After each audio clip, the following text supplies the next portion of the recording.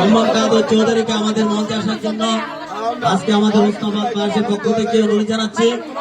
আজকে মেডিকেল দেখেন আমার ভাগ্য খুব ভালো। আমার ওয়াইফের ডায়াগনস্টিক সেন্টারের যেই ব্যবসা আছে সেই ব্যবসা উনি রাঙ্গুনিয়ার মানুষের জন্য কাজে লাগাতে চান।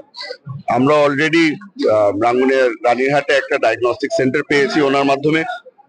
আর যেহেতু ওই ব্যাক এন্ড সাপোর্টটা আমরা পাচ্ছি, ওই জন্য আমরা চেষ্টা করবো যে এটা আমরা যেন কন্টিনিউয়াসলি প্রতি 2 মাস পর পর আমরা এখানে ধারাবাহিকভাবে একটা মেডিকেল ক্যাম্প আমরা করতে চাই। অনেকেই যেটা জানতে চাচ্ছে যে এটা কি পার্মানেন্ট একটা যাত্রা হবে নাকি না।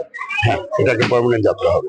যেই জিনিসটা আমাদের রাঙ্গুনিয়াবাসী সবচেয়ে বড় চাহিদা ওটা হচ্ছে গিয়ে উন্নত মানের মেডিকেল ফেসিলিটি।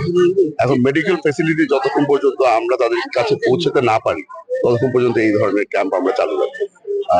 আমাদের রানীরহাট ডায়াগনস্টিক সেন্টারটা খালি একটা শুরু।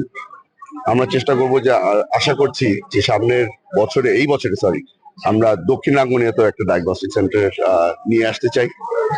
আপনাদের মাধ্যমে আমরা চেষ্টা করব জানার জন্য যে কোন এরিয়াটার মধ্যে সবচেয়ে বেশি প্রয়োজন এই ডায়াগনস্টিক সেন্টারটা।